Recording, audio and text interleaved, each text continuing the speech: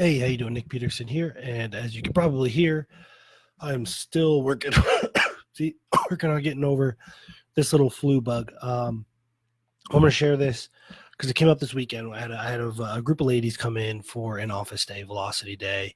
Basically, Saturdays are left open. You could just pay 5-10 grand for the day, show up, and we just jam on your business. And here's the reality: is most marketing, most sales, most of these trainings are pain based, right? And because pain based sales allows you to get away with some stuff. What I mean by that is that when people are in pain, they will ignore obvious inconsistencies. They're in so much pain, they want to believe there's a solution, they'll ignore inconsistencies. Now, sophisticated buyers, people that have a lot of money, they're thoughtful, and maybe don't have a lot of time, are much more sensitive to inconsistencies, right?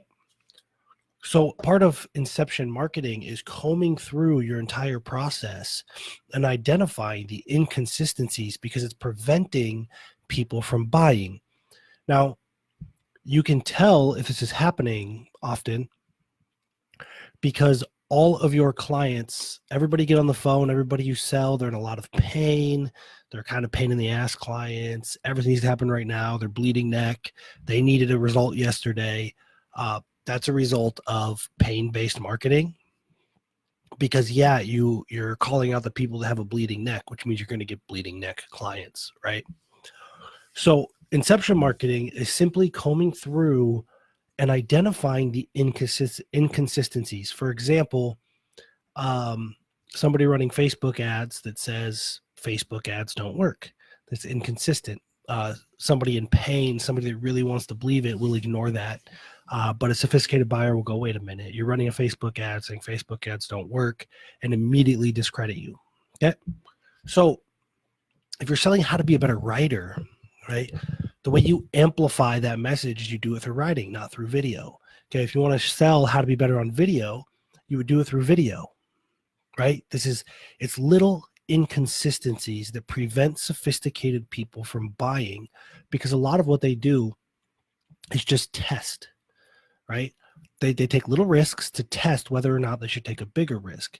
That's also why I don't think, I think it's appropriate sometimes to have lower ticket offerings, even though everybody's all high ticket, because sophisticated buyers will also buy a low ticket thing just to see if there is indeed a system in place so they can buy the higher ticket thing. They'll never actually use the course.